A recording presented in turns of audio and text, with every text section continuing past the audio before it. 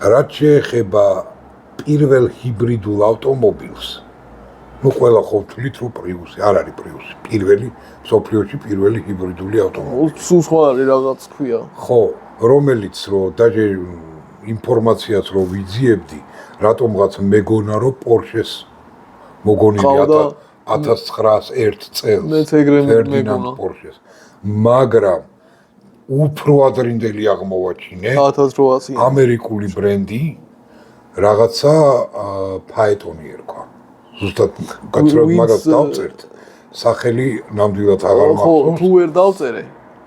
მაშინ კომენტარებში დაწერეთ ვინც იცით. რომელიც რო 1896 წელს ააწყეს. თან მართლა რომ სრული ჰიბრიდი იყო. დაჟე მხოლოდ ელემენტი და პლაგინი იყო წარმოიდგინე. მხოლოდ ელემენტებზე შეეძლო რამოდენიმე კილომეტრის გავლა.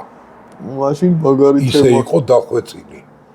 წარმოიდგინე 1896 ჯერ მანქანები არ იყო ნორმალურად გამოსული. და მაგათმა უკვე ჰიბრიდი არის. ხო, ჩვეულებრივია ის. ცხენის რო აბავენ ის ეტლი იყო ძრავით და ეყენა შიდაწვის ძრავა და ეს ელექტრო ძრავა.